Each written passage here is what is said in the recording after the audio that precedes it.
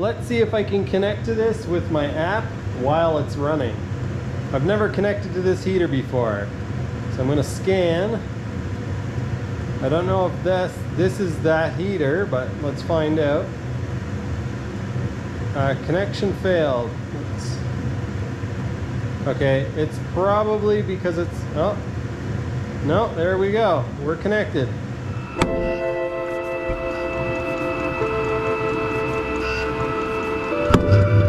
Yes!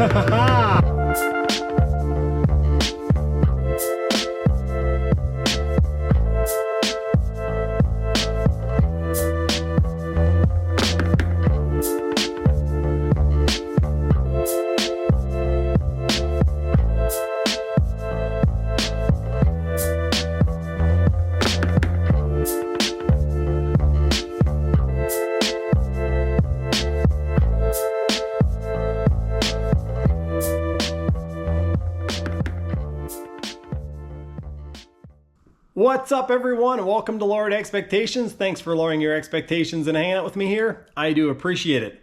Some of you may remember a few videos back, I told you guys that I had come up with an idea for a video almost a year ago and that I had been working on some of the details for a few months.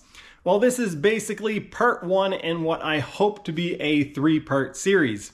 If you've seen the thumbnail or the title of this video, then you will know that I am installing a diesel heater on a wheelbarrow.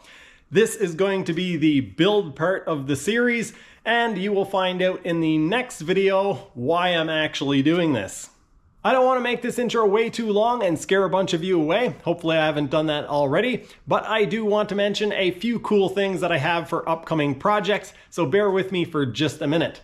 First thing that I got is this Barrow remote control. If you haven't heard me mention this in another video, this is a very cool little piece of kit that steals the signal from your OEM remote and then gives you a bunch of functionality.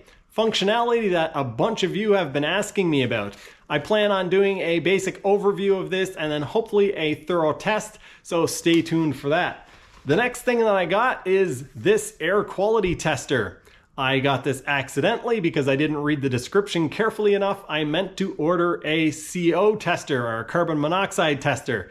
I've been playing around with this a bit and it is pretty cool, so I'm going to do a video where I do some testing with this.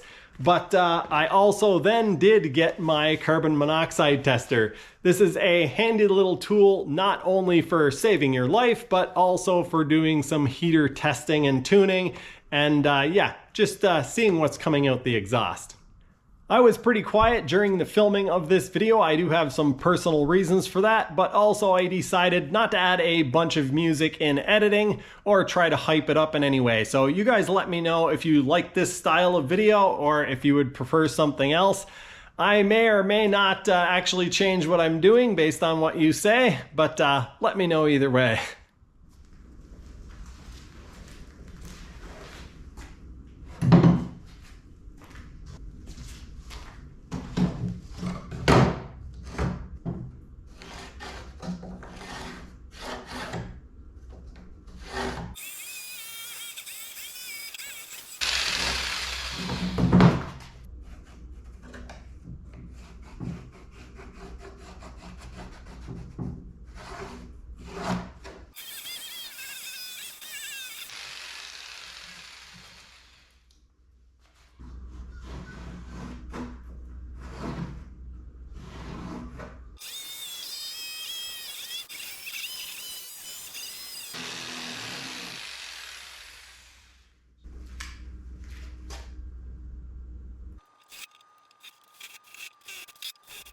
Before I decide on how I'm going to mount the heater, I want to take a look at the, what do they call it? Flame initiation hole. There's a hole where the fuel goes in, and I don't want the fuel leaking out through that hole. On my old heater, I could lay it on its side without a problem. I'm going to see if I can do the same with this one or if the hole's in a different place. There we go. Gasket not destroyed. And does it even have an initiation hole? It does, and it's on this top side. So it's on the same side as the glow plug.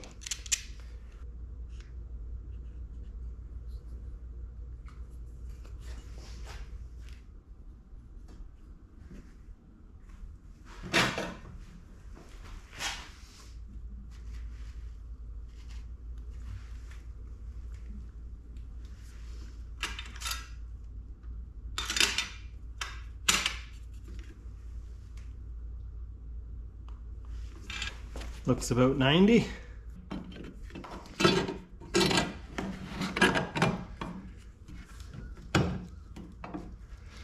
All right, that should work. Now the question is, should I bend the top of this over?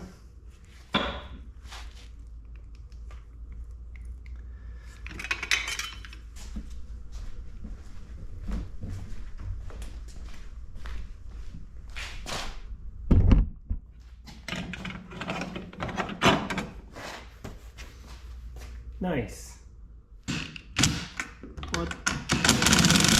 What gives?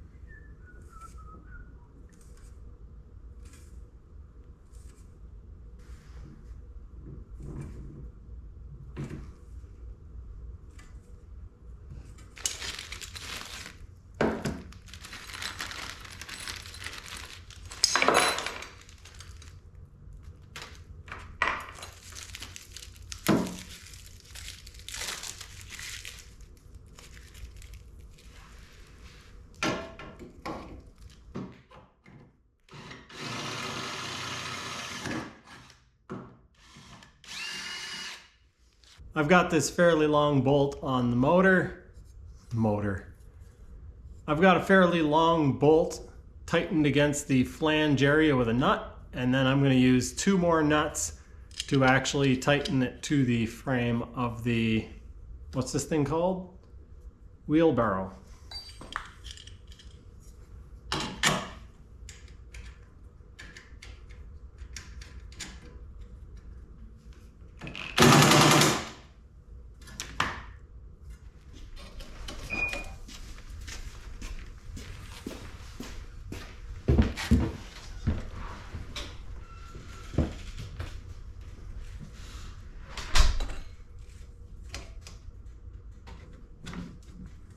All right, that was actually quite easy. I think I will try to bend this in out of the way though.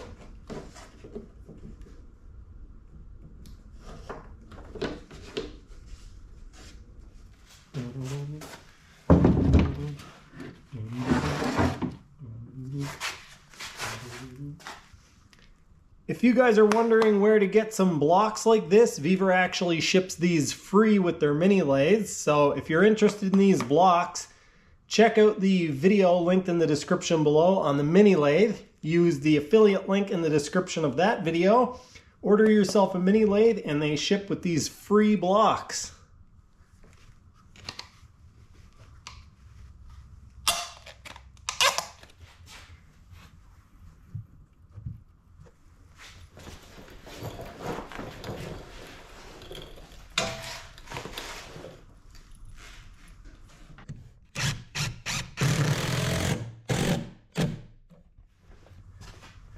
Jet ski parts.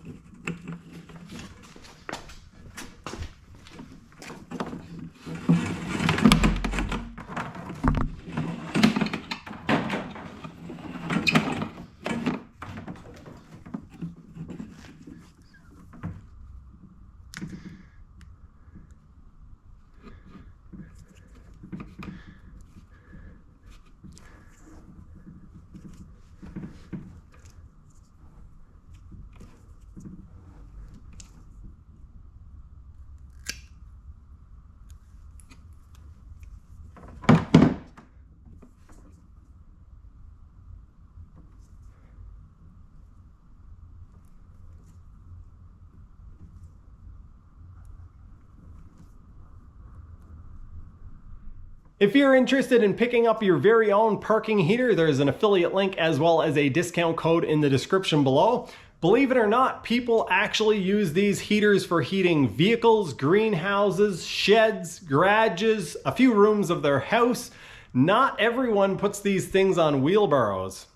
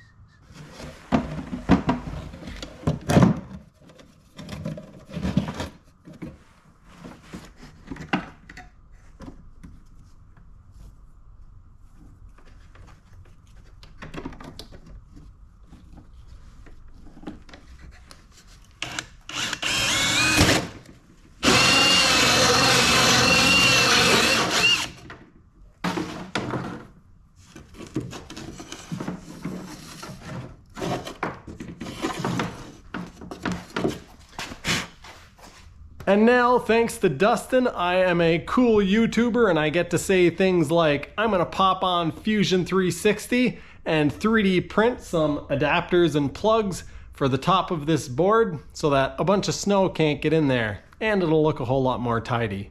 And the wires won't fall through. Win, win, win, win, win. It is the following morning and I currently have a protective enclosure printing for the controller. So if I'm out in the elements, it doesn't get damaged. I've also printed out these split nuts, I guess you would call them. I designed them in Fusion 360.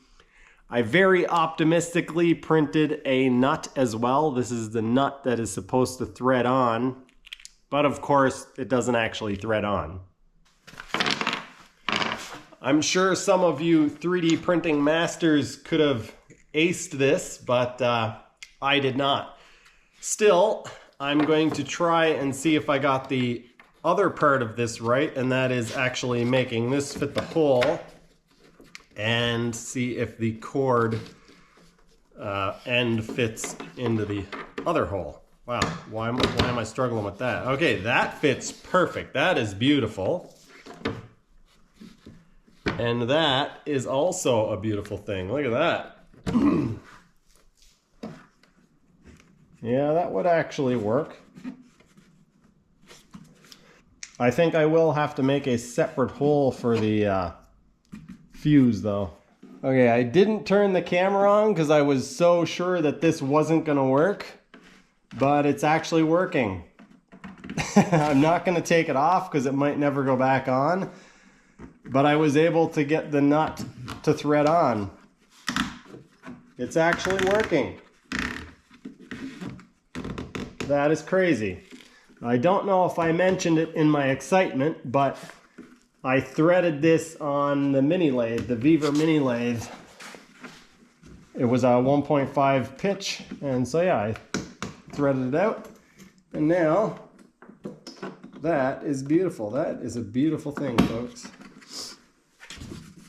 Let's continue with the project. There's a whole lot of other stuff that I can do, and in the meantime, I've got the protective case for the controller printing, and I will also reprint one of these nuts, or one of the nuts for underneath this, and put a split in it so that it will actually thread on.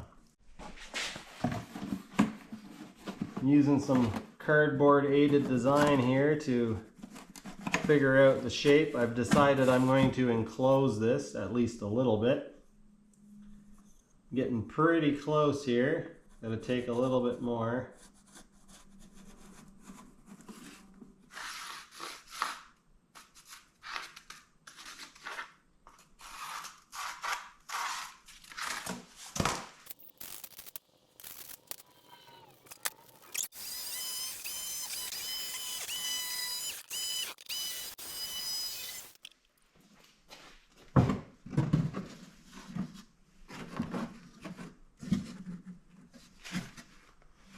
Oops. Oopsie.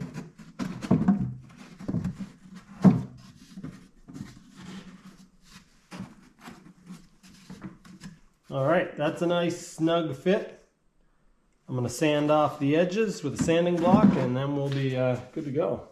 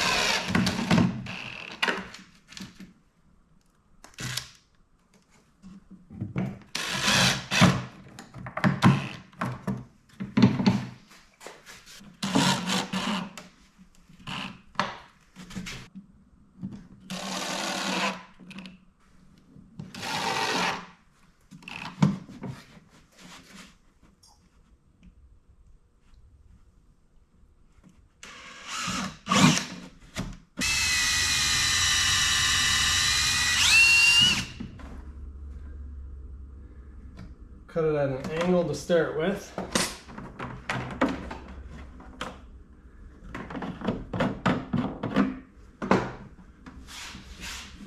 Oh yeah, that's nice. We can get it in through there.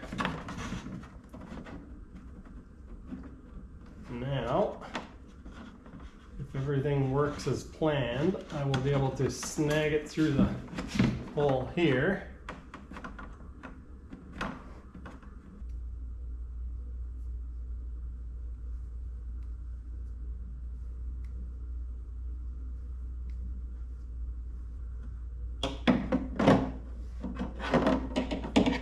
Okay, now I've got to try to guide it into the center of the tank.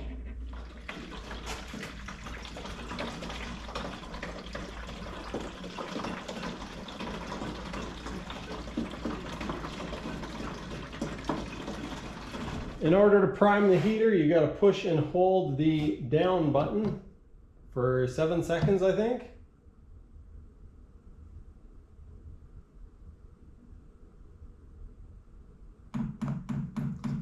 It starts counting from 300. There's the fuel. It is now the following morning, and this is the old base, this is the new base, and quite fortunately the lid fits on and there is a little bit of room, a little bit of clearance inside.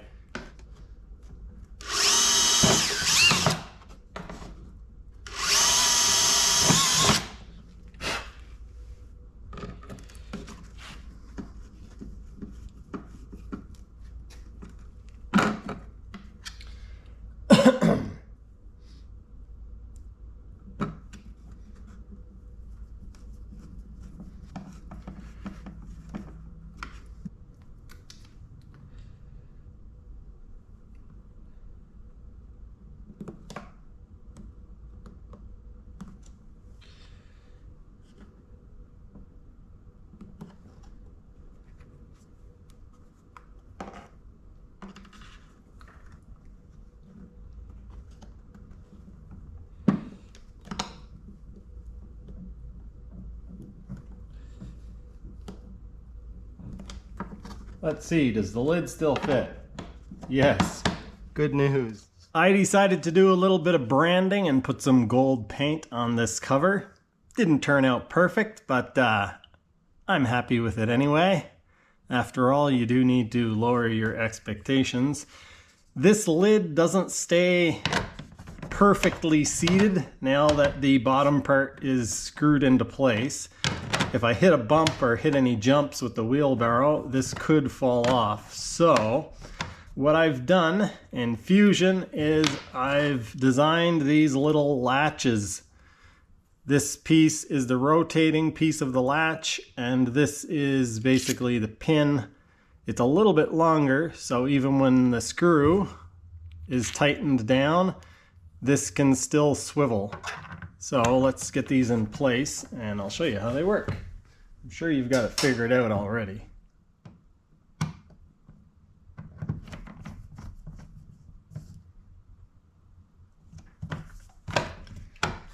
There's that one. This one is exactly the same.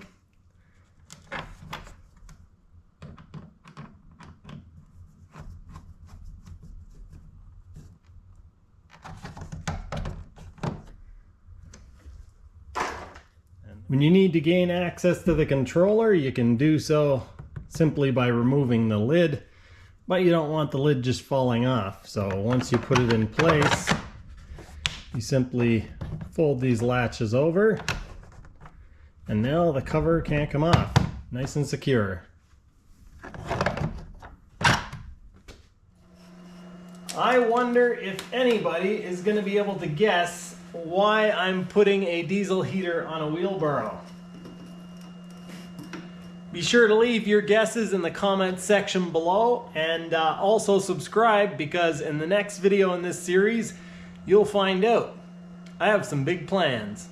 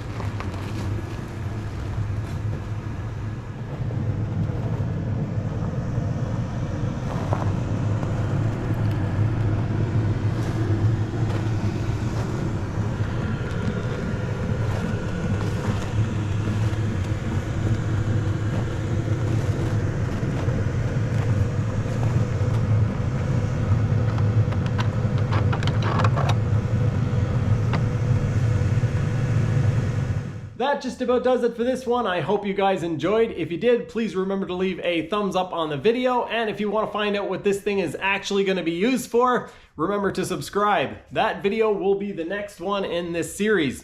Those of you who follow me on Patreon will already have a pretty good idea of what this thing is going to be used for. If you want to support me on Patreon, there is a link in the description below, as well as an affiliate link and a discount code for one of these heaters. I'm really excited to see or to hear what you guys think this thing is for, so let me know in the comments what you think I'm actually going to be doing with this. That is going to do it for this one. Thank you so much for watching. I'll see you next time.